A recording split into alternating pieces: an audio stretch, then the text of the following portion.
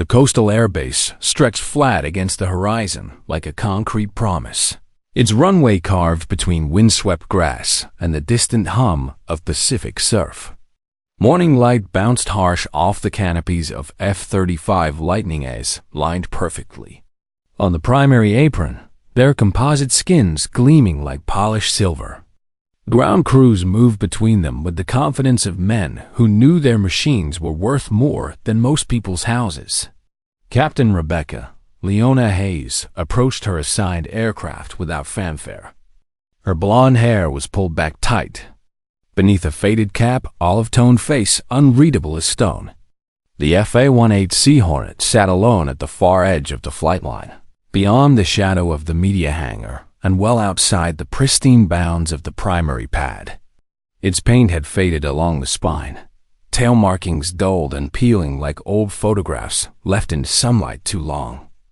The aircraft bore the matte scars of countless missions, functional but forgotten, reliable but unglamorous. A junior technician passed by, glancing at Leona with barely concealed amusement.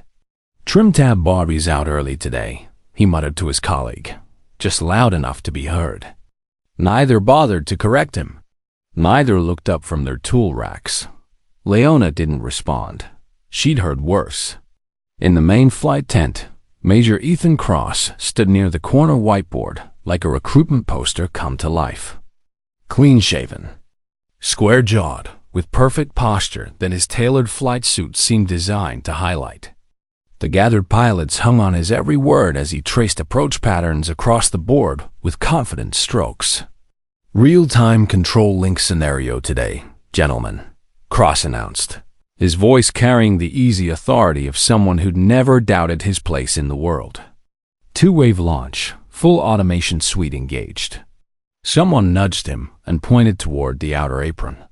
"She's bringing that antique again." Cross leaned back to squint past the line of hangars, his helmet tucked casually under one arm. "That's the backup bird," he said with a dismissive laugh. "Looks like something out of a museum. No wonder they're packing it in the weeds." The group chuckled appreciatively. Lieutenant Jake Morrison, Cross's wingman, added with theatrical concern, "I think it still runs on coal." Cross tapped his helmet thoughtfully. "Wow. If she loses a stabilizer, she can always crank the trim by hand. That's what they did in the old days, right?" The laughter that followed was sharp and cutting. Back at her aircraft, Leona crouched beside the main landing gear, running, her fingers over panel seals with the methodical precision of someone who understood that details meant the difference between coming home and becoming a statistic. She pressed lightly near the leading edge, checking tension, listening to the aircraft speak in the language only experienced pilots knew. The day's rotation schedule glowed on the transparent board facing the command wall. 12 names, 2 shifts, pristine organization. Under redundancy support, a single line read, FA-18C, unassigned crew pilot. No initials, no call sign, just empty space where recognition should have been. Cross's name appeared 3 times. Primary pilot, telemetry lead, mission recorder liaison. The golden boy of the squadron, tagged for every high-visibility assignment. By midday, the sun pressed hard across the base, washing out shadows and turning the tarmac into a shimmering mirage. While others gathered in the air-conditioned briefing rooms, Leona ate alone near the fueling lot, seated on a steel case with her flight log across her lap. She wrote in clean, measured lines, no commentary, just time codes and engine response data from her morning inspection.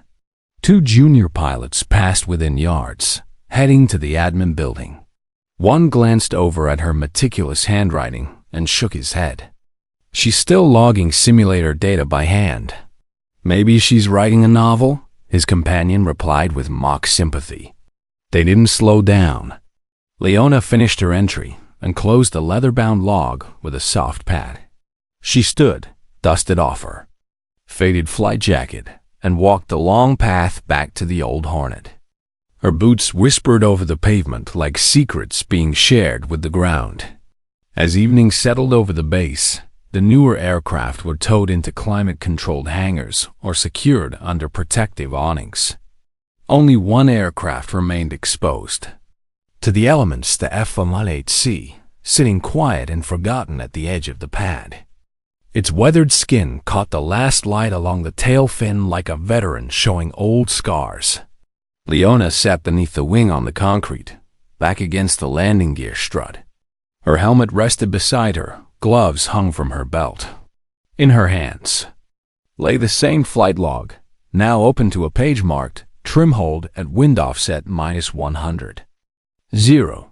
She read without blinking, absorbing every detail.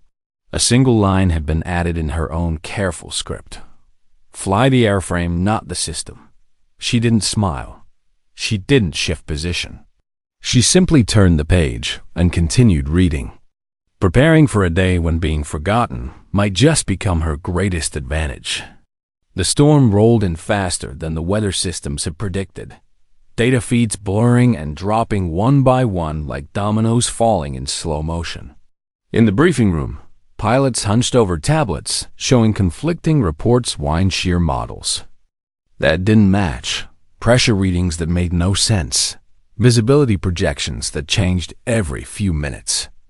Canyon corridors looking sketchy, someone muttered, stylus tapping nervously against their screen. Major Cross stood at the front of the room, his usual confidence intact despite the deteriorating conditions. Gentlemen, this is exactly why we train with the most advanced systems available. Let the computers handle the variables. That's what they're designed for. The F-35s were equipped with terrain-following radar, automated stabilization, and real-time weather adaptation algorithms. Each pilot had multiple backup systems, redundant controls, and eye-assisted navigation that could theoretically fly the aircraft better than any human ever could.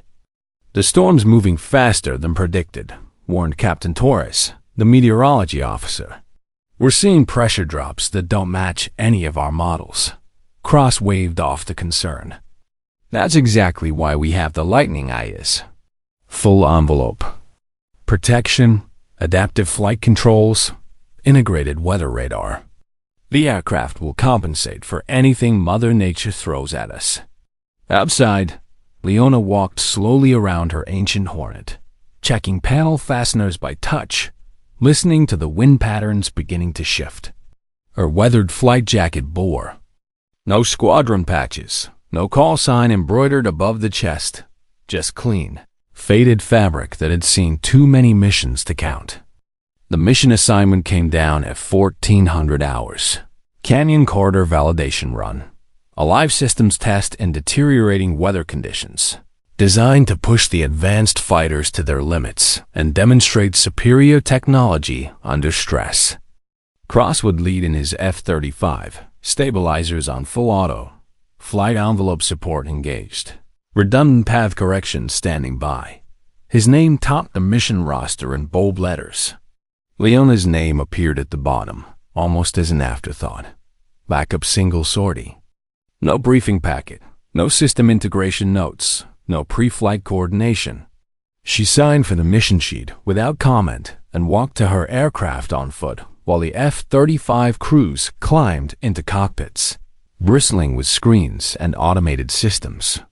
In the simulator bay that evening, after the primary pilots had finished their high-tech rehearsals, Leona keyed herself into the corner unit, the one marked with a faded maintenance tag that most pilots avoided.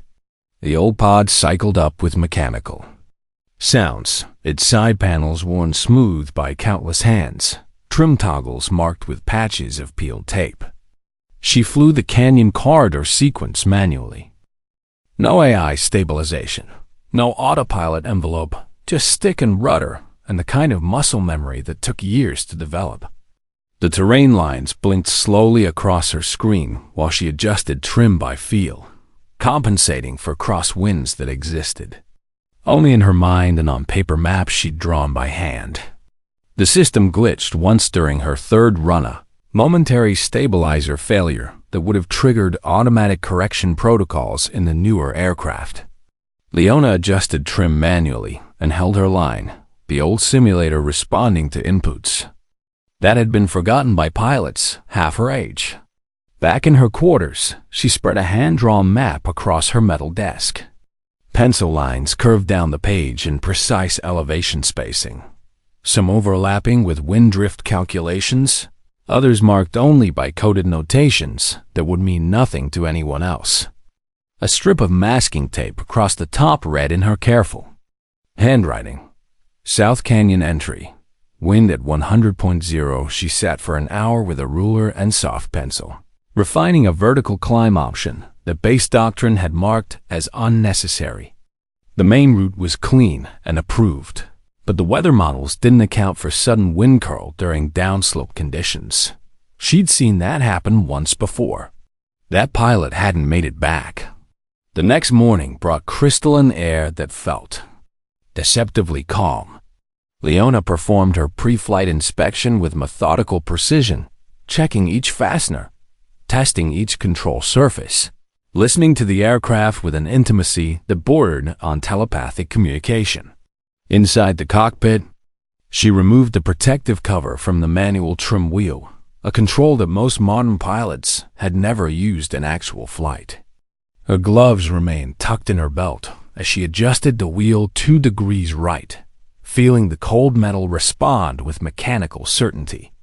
A crew supervisor nearby shook his head, speaking to no one in particular. She really flies that thing. On muscle memory. No computer assist, no stabilization support. His companion shrugged. Doesn't even use the HUD half the time. Must be flying by smell. They laughed, but neither called out to her. There was something about Leona's quiet competence that discouraged casual mockery, a sense that she knew things they'd forgotten or never learned at all. As the storm system continued its approach, building strength over the Pacific and preparing to test every system on the base, Leona made her final preparations. She updated her terrain model on paper, adding new notes in the margins. Watch for late downdraft, adjust early trim, light touch. The newer pilots trusted their computers. Cross trusted his technology. Leona trusted her hands. The morning briefing crackled with tension as the storm system continued its unpredictable approach. Weather reports contradicted each other every 30 minutes, and the canyon corridor, normally a routine training run, had become a meteorological nightmare of shifting wind patterns and zero visibility conditions. Systems are showing some unusual interference, reported Lieutenant Morrison, Cross's wingman, staring at his tablet with growing concern.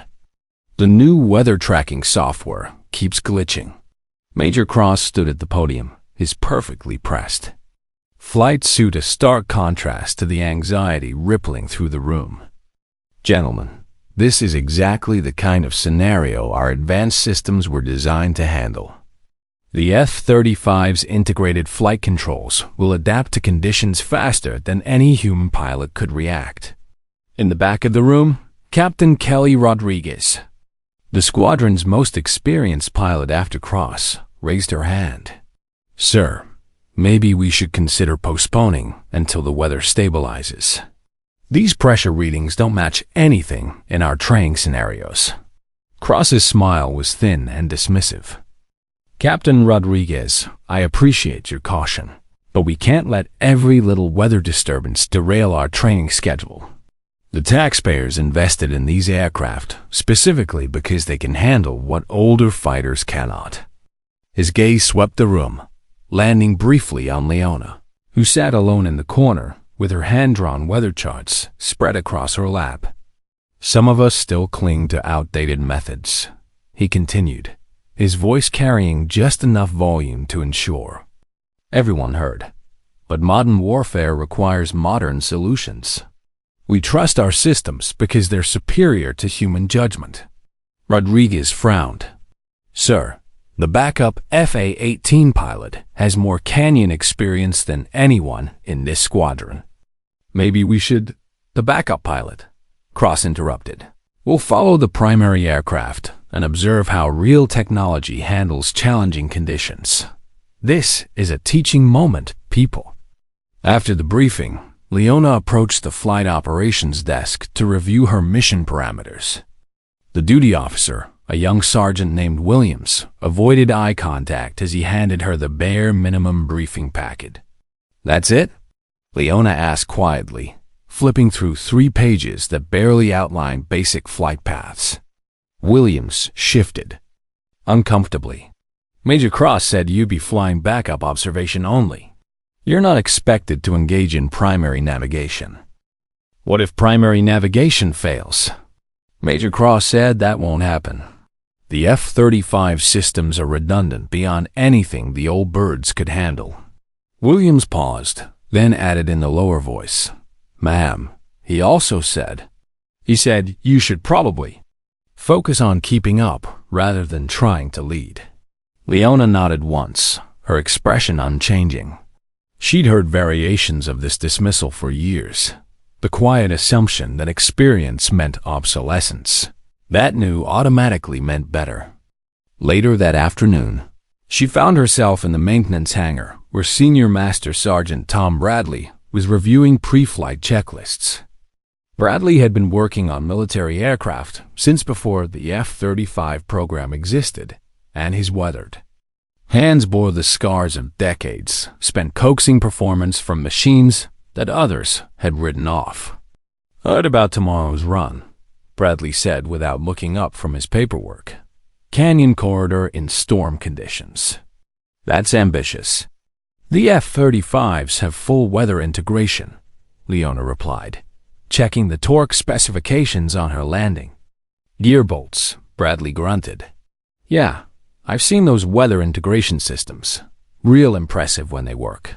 He glanced over at her ancient Hornet, its faded paint and worn surfaces, a stark contrast to the gleaming fighters in the main hangar. "Course, that old bird of yours doesn't need integration. It just needs someone who knows how to fly it." "Major Cross thinks otherwise."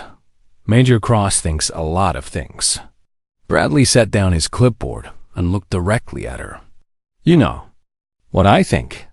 I think there's a reason they keep scheduling you as backup. Not because you're second choice, but because when everything else fails, they want someone who can actually fly the aircraft home." That evening, as Leona prepared her final route calculations, she received an unexpected visit from Captain Rodriguez. The squadron's senior pilot knocked quietly on her quarters door, carrying a cup of coffee and wearing an expression of barely contained frustration. "Mind if I come in?" Rodriguez asked. Leona gestured to the single chair while she continued, plotting wind patterns on her hand-drawn chart. "What's on your mind, Kelly?" "This mission tomorrow." "I don't like it." Rodriguez set her coffee down and studied the detailed maps covering Leona's wall. "These are incredible." "You drew all of these?" "Flying the route a few dozen times helps with accuracy." Rodriguez traced one of the elevation lines with her finger. "I've flown that canyon maybe 6 times. You've probably flown it 60 times. Why isn't Cross asking for your input on weather contingencies?" Leona continued her calculations. "Because Major Cross trusts his systems more than he trusts experience. That's what worries me." Rodriguez was quiet for a moment. "I've been flying F-35s for 3 years now. They're incredible machines when everything works perfectly. But when something goes wrong, when the computers can't figure out what's happening, they can become ... unpredictable. And Cross doesn't want to hear that. Cross doesn't want to hear anything that suggests his golden bird might have limitations." Rodriguez stood up, frustration evident in her posture. "Look, I know you're scheduled as backup, but if things go sideways tomorrow, I'll be ready," Leona said simply. Rodriguez nodded, studying the older pilot's calm confidence. "I believe you will be.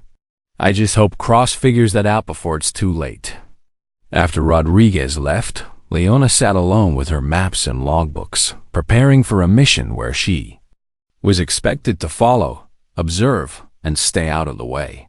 The storm continued building strength over the Pacific, bringing with it conditions that no computer had ever been programmed to handle. Tomorrow would test more than just aircraft systems. It would test the dangerous assumption that technology could always substitute for skill, and that newer was always better. The breaking point was coming, and Leona could feel it in the shifting wing patterns outside her window. The storm system had intensified overnight, bringing pressure drops that made the base's meteorological computers issue conflicting reports every few minutes. By 0600 hours, 3 different weather services were predicting 3 different storm tracks, and the canyon corridor had become a meteorological mystery that no algorithm could solve. Leona arrived at the flight line before dawn, carrying her worn leather logbook and a thermos of black coffee. The FIA-18C sat exactly where it always did, forgotten at the edge of the tarmac, ignored by the ground crews who were busy polishing the F-35s to mirror perfection. She began her inspection with methodical precision, checking every rivet, every panel, every surface that would matter when the computers stopped working.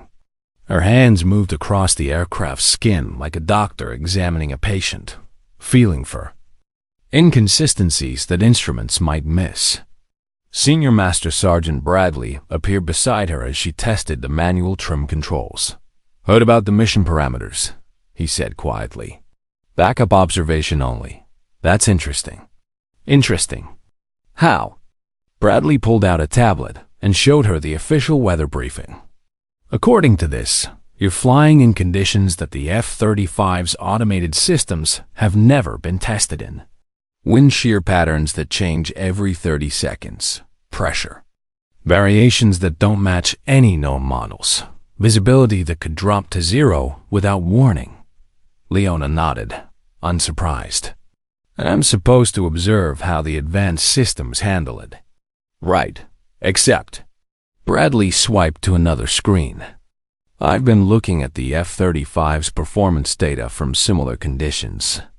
The terrain-following radar gets confused when wind patterns shift this fast. The automated stabilization system sometimes overcompensates, then stalls out entirely. Does Major Cross know this?" Bradley's expression was carefully neutral. "Major Cross receives all the same technical reports I do." Over the next 2 hours, Leona quietly gathered information that nobody had asked her to collect. She spoke with maintenance personnel who worked on both aircraft types, reviewed technical bulletins that outlined system limitations, and studied weather patterns that went back 15 years. What she discovered wasn't encouraging for the F-35 pilots. The Lightning II's automated systems were designed for predictable weather patterns. They excelled in conditions that could be modeled, calculated, and programmed in advance. But the storm approaching the canyon was generating meteorological chaos, the kind of random, violent weather that could only be navigated by feel, experience, and the kind of intuitive flying that computers couldn't replicate. At 1,000 hours, she found herself in the base library, researching historical records of flights through the canyon corridor. Most pilots dismissed such research as unnecessary. After all, they had real-time weather data and computer-assisted navigation. But Leona was looking for patterns that sensors couldn't detect. She found them in a dusty folder marked Incident Reports, 1995 to 2010. 7 aircraft had attempted the canyon run during similar storm conditions. 3 F-16s had been forced to turn back when their terrain-following systems became unreliable. 2 F-A-18s had completed the run using manual navigation. 2 more recent attempts in computer-assisted aircraft had ended in emergency landings when automated systems couldn't adapt to rapidly changing conditions. The pattern was clear. When weather exceeded the parameters that computers could process, success depended entirely on pilot skill and aircraft simplicity. That afternoon, Leona made a decision that would have been career suicide if anyone had noticed. She filed a supplementary flight plan, a backup route through the canyon that avoided the most dangerous wind patterns.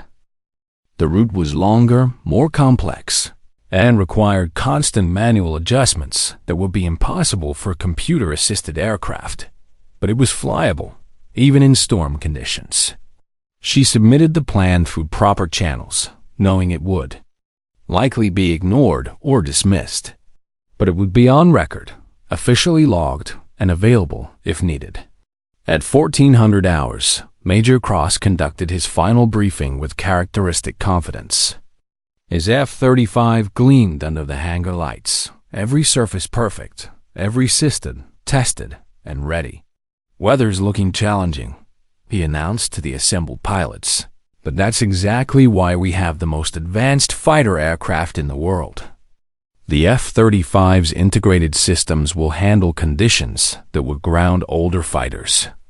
He glanced toward Leona, who sat quietly in the back row.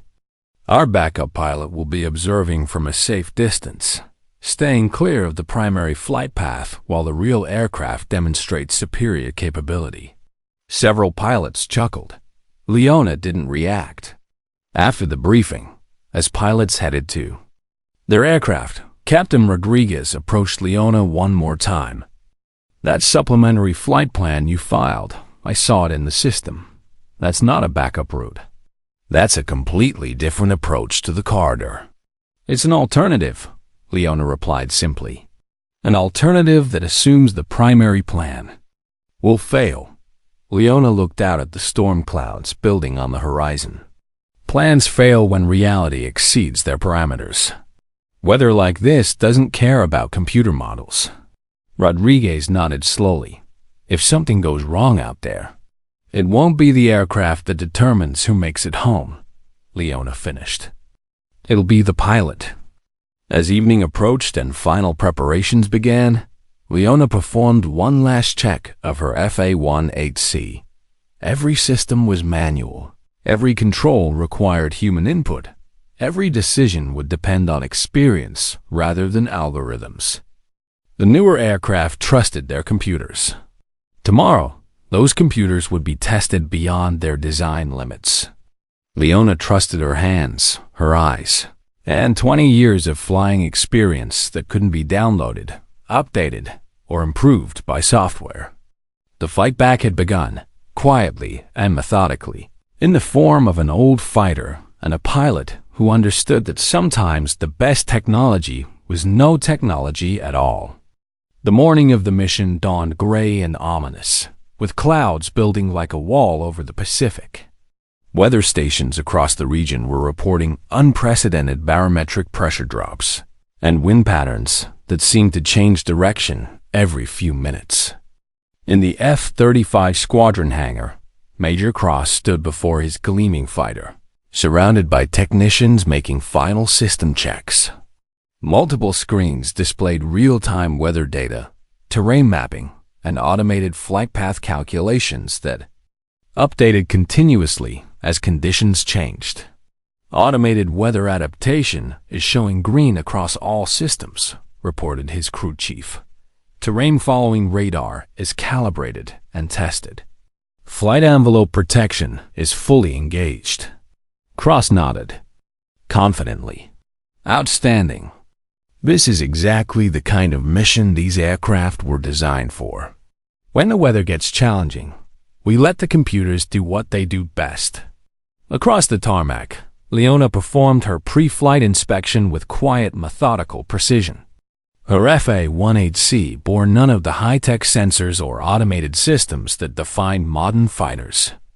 Instead, it relied on mechanical controls, manual trim adjustments, and the kind of direct pilot input that had been largely abandoned by newer aircraft. Senior Master Sergeant Bradley watched her work. No computer assistance, no automated stabilization, no terrain-following radar. "You sure you're ready for this weather?" Leona tested the manual trim controls one final time. These conditions aren't about what the aircraft can do. They're about what the pilot can do. At 0800 hours, both aircraft received clearance for takeoff. Cross's F-35 lifted off with computer-assisted precision, its systems automatically adjusting for wind conditions, optimizing flight path, and maintaining perfect stability. Every parameter was monitored, every variable calculated and compensated for in real time. Leona's Hornet rose into the turbulent air with no assistance beyond her own hands and experience. She felt every wind shift through the stick, adjusted, trimmed by instinct, and navigated by watching the way clouds moved across the terrain below. The canyon approach looked deceptively calm from altitude, but Leona could see signs that the F-35 sensors might miss the way morning mist clung to. Certain ridgelines indicating dangerous downdrafts. The subtle color changes in vegetation that revealed wind patterns. The formation of clouds that suggested pressure variations no computer had been programmed to recognize. Cross's voice came over the radio, calm and professional. 301 approaching. Canyon entry. Systems showing optimal conditions. Terrain following engaged. Weather adaptation active. Control responded. 301. We're seeing some unusual readings on our end. Weather models are updating every 60 seconds. Maintain heightened awareness. Copy that. F-35 systems are compensating automatically. No manual adjustments required. As they entered the canyon, the difference between human and computer navigation became immediately apparent. Cross's F-35, trusting its sensors and automated systems, maintained a steady altitude and heading based on pre-programmed parameters. The aircraft's computers were making thousands of calculations per second, but they were calculations based on data that was already outdated by the time it was processed. Leona, flying purely by sight and feel, noticed things the sensors couldn't detect. The way shadows fell differently across the canyon walls, indicating wind patterns that weren't showing up on any computer model. The subtle changes in air pressure that she felt through the aircraft's control surfaces. The way dust moved across the canyon floor, revealing downdrafts that could slam an aircraft into the ground without warning. 3 minutes into the canyon. Run. The storm hit with unprecedented violence. Cross's voice over the radio lost its earlier confidence. Control. I'm showing system conflicts. Terrain following radar is giving contradictory readings. Weather adaptation system just switched modes 3 times in 10 seconds. 301. Can you confirm visual navigation? We're losing consistent data feeds on our end. Negative. Visibility is dropping rapidly. I'm relying on instruments, but they're not agreeing with each other. The automated systems are fighting each other for control. Behind him, Leona had already switched to complete manual flight. No instruments, no computer assistance, just the kind of flying that had been mastered decades before digital systems existed.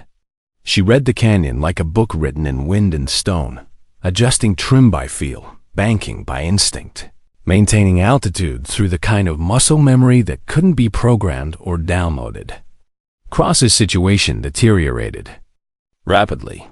Control. I've got multiple system warnings. Automated stabilization is overcompensating, then stalling out. Terrain following radar just went offline entirely. I'm getting warnings I've never seen before. The F-35's computer systems, designed to handle predictable weather patterns, were overwhelmed by the storm's chaotic conditions.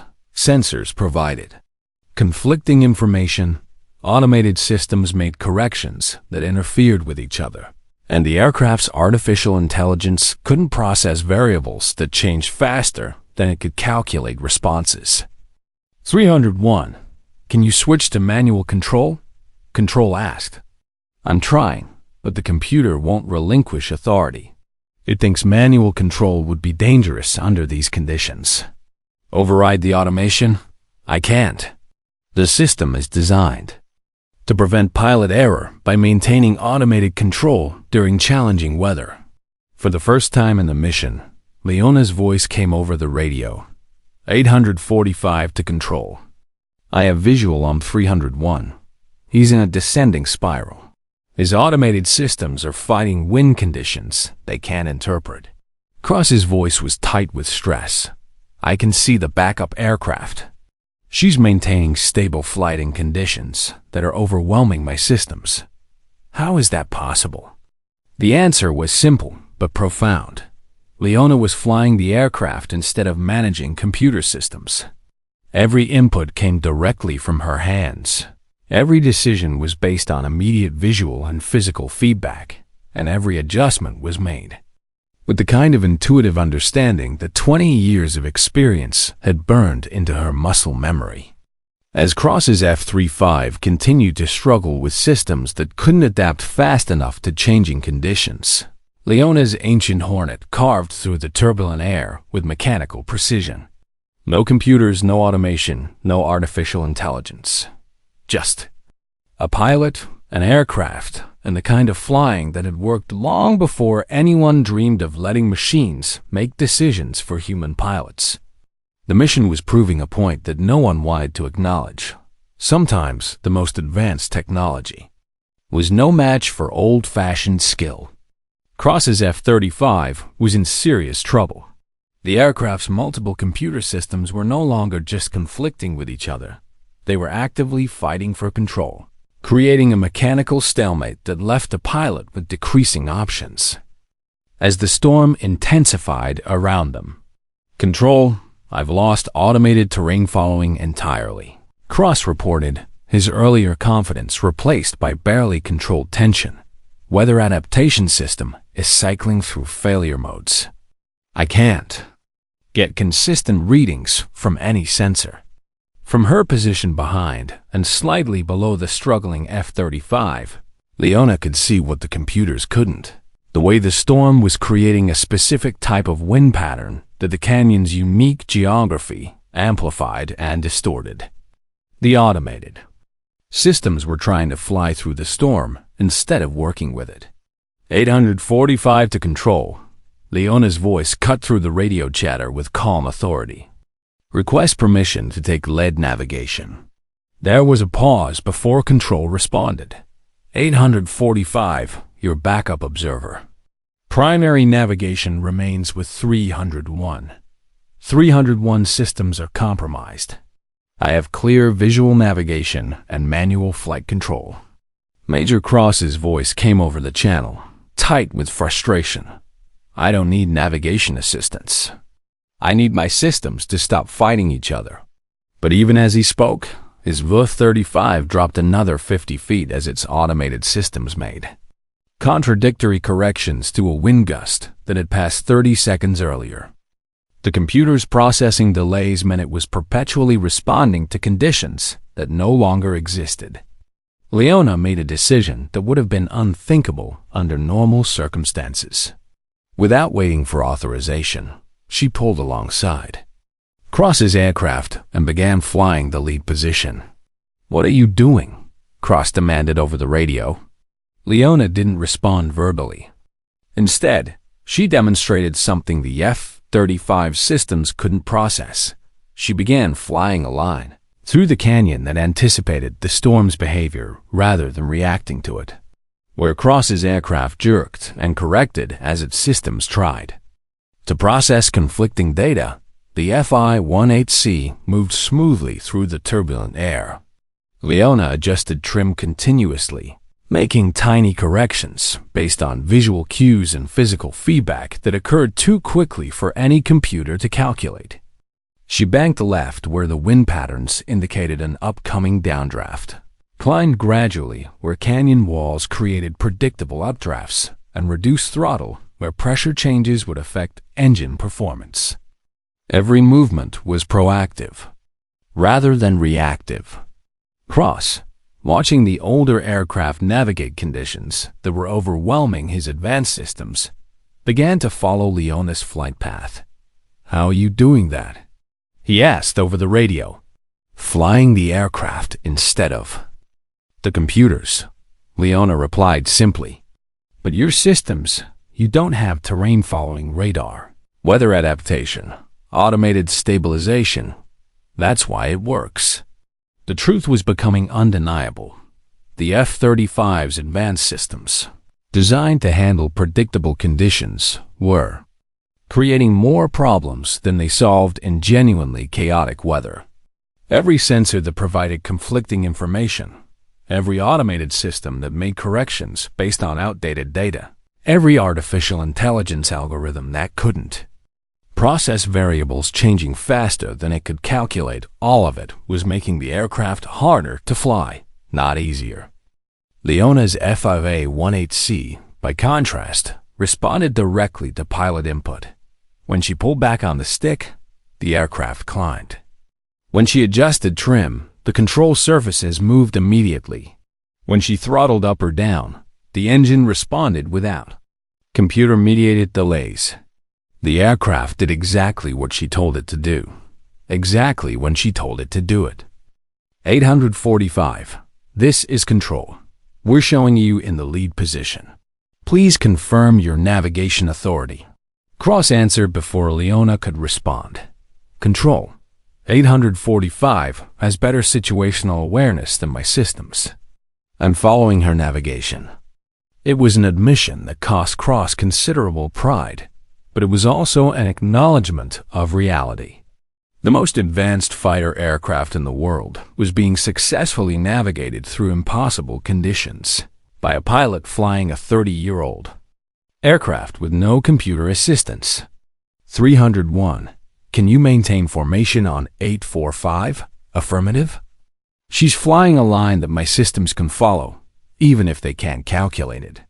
As they progressed through the canyon, the storm continued to intensify, but Leona's navigation remained steady and precise. She was reading the environment directly, watching cloud formations, feeling air pressure changes through the aircraft's control surfaces, using peripheral vision to track wind patterns across the canyon walls. Cross, following her lead, found that his F-35 systems performed better when they weren't trying to lead navigation. The automated systems could maintain formation and altitude when they had a clear reference point, even if they couldn't independently navigate the chaotic conditions. This is incredible, Cross admitted over the radio. I can see exactly what you're doing, but I couldn't do it myself. My systems won't let me make adjustments that fast. Leona's response was characteristic in its simplicity. The systems are designed to prevent you from making mistakes. But in conditions like this, not making mistakes isn't the same as flying well. 20 minutes later, both aircraft emerged from the canyon into clearer air. Cross's F-35, relieved of the conflicting sensor data and chaotic wind patterns, immediately stabilized as its systems regained their computational confidence. 845. This is control. Outstanding navigation. Please confirm mission completion. Mission complete. Both aircraft clear of canyon corridor. Cross's voice came over the radio one final time. 845. Leona. Thank you. I wouldn't have made it through without you. The acknowledgement was public, recorded, and witnessed by every controller on duty. The backup pilot flying the outdated aircraft had successfully led the squadron's most advanced fighter through conditions that had overwhelmed its sophisticated systems. For the first time in years, experience had proven more valuable than technology, and skill had triumphed over automation. The landing would be routine, but the implications of what had just happened would reshape everything. The debriefing room fell silent as the mission footage played on the main screen. Every pilot, technician, and officer in the squadron watched as the F-35's onboard cameras captured the moment when their most advanced aircraft had to follow an obsolete F-18C through conditions that had completely overwhelmed its sophisticated systems.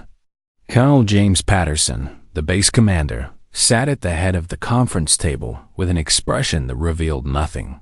He'd been reviewing preliminary reports for the past hour, cross-referencing system data with weather reports and mission logs that painted a picture no one had anticipated. Let's review what happened, Patterson said, his voice carrying the weight of 25 years in military aviation. Major Cross, your F-35 experienced multiple system failures during canyon navigation. Please explain. Cross shifted uncomfortably in his chair. His earlier confidence completely evaporated. Sir, the automated systems couldn't process the rate of environmental change. Weather conditions were changing faster than the computers could calculate responses. The terrain-following radar provided conflicting data, automated stabilization, overcorrected repeatedly, and the weather adaptation system cycled through multiple failure modes. And how did you resolve these issues? Cross glanced toward Leona, who sat quietly at the back of the room with her worn flight jacket folded across her lap. I followed Captain Hayes's navigation, sir. She was able to fly conditions that my systems couldn't handle. A murmur rippled through the room. Several of the younger pilots exchanged glances, clearly struggling to process what they'd heard. Patterson turned to the flight data analyst. Lieutenant Parker, what do the system logs show? Parker consulted his tablet nervously. Sir, the F-35's computers logged over 300 system conflicts during the 20-minute canyon transit. Automated responses were delayed by an average of 8 seconds due to processing conflicts. The aircraft's AI safety protocols prevented manual overrides 17 times, even when pilot input would have been correct. And the F-18's performance? No system conflicts logged, sir. All control inputs were direct manual commands with immediate aircraft response. Navigation was, well, it was perfect. Captain Hayes anticipated wind patterns and pressure changes that our most advanced sensors couldn't detect until after they'd already affected the F-35. Patterson nodded slowly, then stood and walked to the front of the room. Gentlemen, we've just witnessed something that should concern every person in this room. Our most advanced, most expensive fighter aircraft was outperformed by a 30-year-old Hornet flown with no computer assistance whatsoever. Major Cross found his voice. Sir, those were extraordinary conditions. Major Cross. Patterson interrupted. Those conditions exist in every combat theater around the world. Dust storms in Afghanistan, typhoons in the Pacific, thunderstorms over Eastern Europe. If our primary fighters can't handle challenging weather without computer assistance, what happens when those computers are compromised by enemy action? The question hung in the air like a challenge. Several pilots stared at their hands, uncomfortable with the implications. Patterson continued, for the past 5 years, this squadron has marginalized Captain Hayes because her aircraft lacks modern systems. We've treated manual flying skills as obsolete, dismissed experience as less valuable than technology, and assumed that newer automatically means better. He gestured toward the frozen image on the screen, Leona's FA-18C, leading Cross's F-35 through the storm. Today proved that assumption wrong. When systems failed, when computers couldn't adapt, when the most advanced technology in the world became a liability instead of an asset, it was old-fashioned pilot skill that brought both aircraft home safely. Lieutenant Morrison, Cross's usual wingman, raised his hand hesitantly. Sir, are you suggesting that the F-35 program is flawed? I'm suggesting that we've become dangerously dependent on systems that have limitations we don't fully understand, Patterson replied. Captain Hayes succeeded today because she never forgot that flying is ultimately about the pilot's ability to control the aircraft. We've been so focused on managing computer systems that we've forgotten how to actually fly. Patterson walked over to where Leona sat and addressed her directly. Captain Hayes, you filed a supplementary flight plan yesterday that outlined an alternative route through the canyon, a route that required complete manual navigation and anticipated the exact conditions we encountered today. How did you know? Leona stood, her posture straight, but without the rigid formality that characterized Cross's bearing. Sir, I've flown that corridor 63 times over the past 8 years. I've seen how weather patterns develop, how the canyon's geography affects airflow, and how storm systems create specific types of turbulence that instruments can't always detect. And you documented all of this? Yes, sir. Hand-drawn maps, flight logs, weather observations, and performance notes. All based on direct flying experience rather than computer models. Patterson nodded, then addressed the room. Effective immediately, this squadron will implement a new training protocol.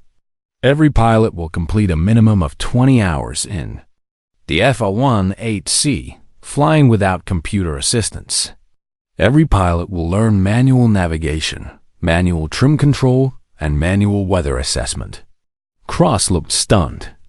Sir, we're trained on the most advanced systems in the world. Major Cross, your advanced systems failed today. Captain Hayes's manual skills succeeded. Which would you prefer to rely on in actual combat? The room fell silent again. The answer was obvious, but accepting it required acknowledging that years of training philosophy had been fundamentally flawed. Patterson made one final announcement that would reshape the squadron's hierarchy. Captain Hayes, you're hereby designated as Chief Flight Instructor for Manual Flying Operations. You'll develop curriculum, oversee training, and ensure that every pilot in this squadron can fly their aircraft without computer assistance. It was a promotion that came without ceremony, without fanfare, but with the kind of recognition that mattered most. Acknowledgement that skill, experience, and quiet competence were more valuable than technology, rank, or reputation. As the debriefing ended and pilots filed out in subdued conversation, Cross approached Leona near the door. His earlier arrogance had been replaced by something approaching humility. I owe you an apology, he said quietly. And probably my life. Leona nodded once, accepting the acknowledgement without satisfaction or vindication. The aircraft don't care about apologies, Major. They only care about being flown well. It was a response that captured everything about her approach to flying, practical, honest, and focused on what actually mattered when the sky turned dangerous and the computers stopped working.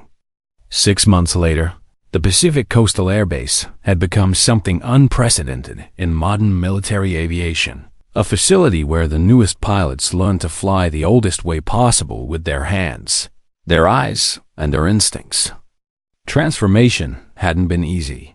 Pilots accustomed to managing computer systems struggled with direct aircraft control. Young aviators who had never flown without automated assistance discovered muscles they didn't know they had and developed. Reflexes that no simulator could teach. But the results were undeniable. Captain Rebecca Leona Hayes stood beside her F-18C on a crisp morning, watching Lieutenant Sarah Chun complete her 20th hour of manual flight training. Chun, one of the squadron's most promising F-35 pilots, had initially resisted the backward training requirement. Now she was performing aerobatic maneuvers that would have been impossible while managing automated systems. How does it feel? Leona asked as Chun climbed down from the cockpit, her flight suit soaked with sweat despite the cool morning air. Like I'm actually flying instead of managing a computer, Chun replied, pulling off her helmet with shaking hands. I've been piloting F-35s for 2 years, but I never really understood how aircraft respond to control inputs until now. Senior Master Sergeant Bradley approached with a maintenance log, his weathered face showing rare satisfaction. All 20 F-18C training aircraft are fully operational. Pilots are logging more flight hours than we've seen in 5 years. And the accident rate has dropped to 0 since implementing manual training requirements. The program's success had attracted attention from air bases across the country. Delegations of senior officers arrived weekly to observe training that seemed to violate every principle of modern aviation development. They watched young pilots learn to read weather patterns by sight, navigate by visual landmarks, and control aircraft through instinct, developed over hundreds of training hours. Colonel Patterson had been promoted to general and transferred to Pentagon oversight of pilot training programs. His final recommendation had been simple.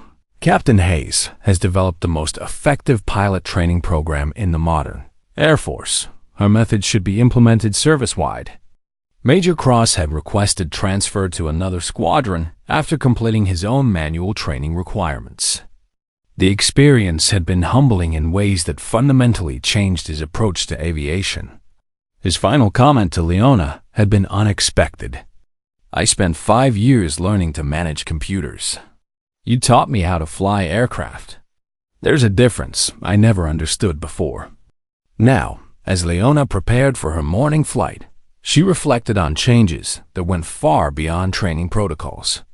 The old FA-18C was no longer parked at the edge of the tarmac like a forgotten relic.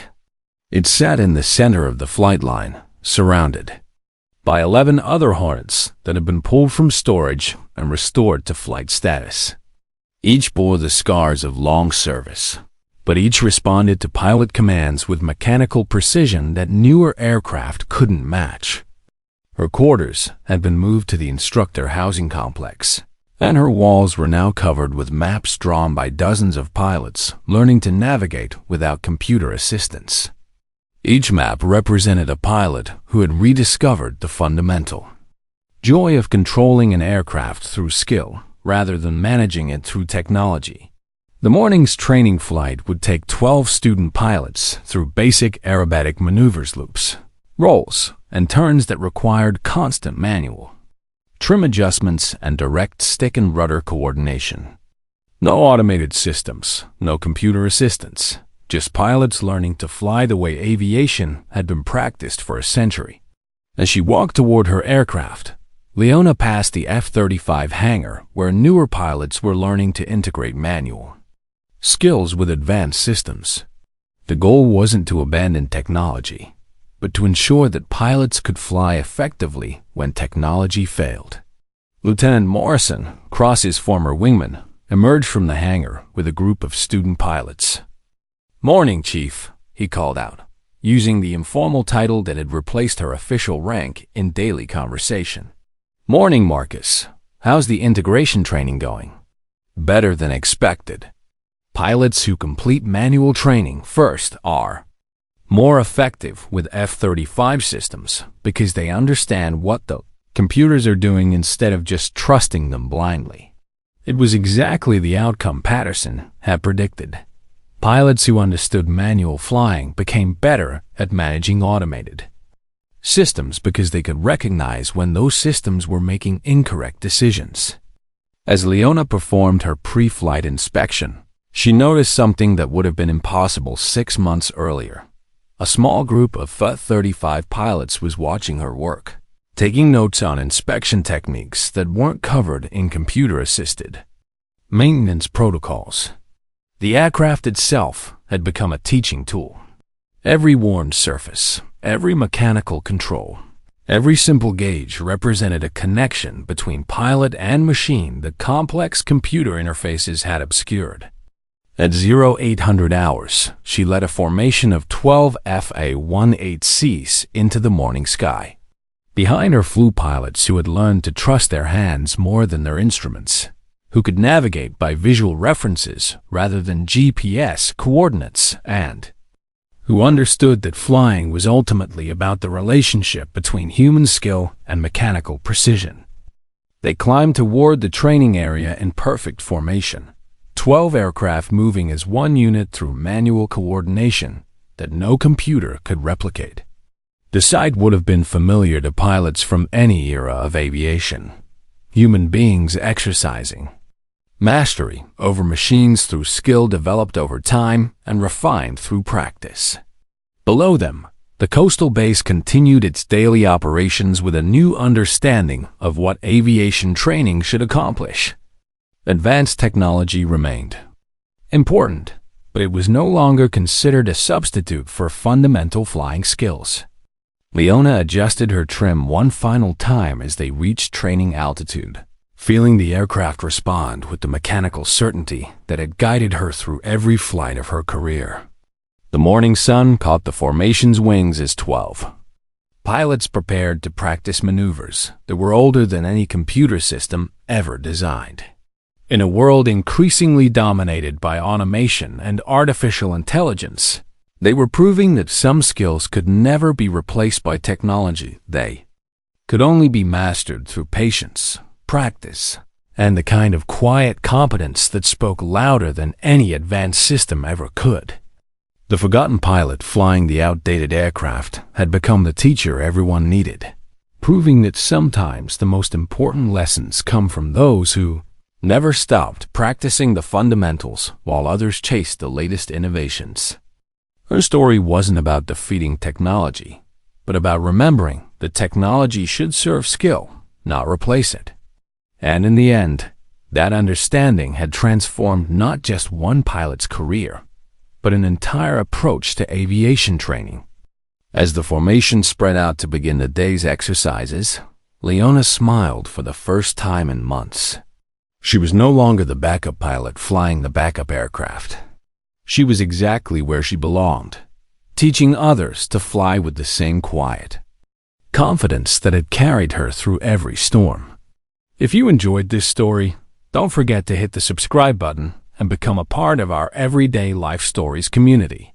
Where are you watching from? Drop a comment below. We love hearing from our amazing viewers around the world.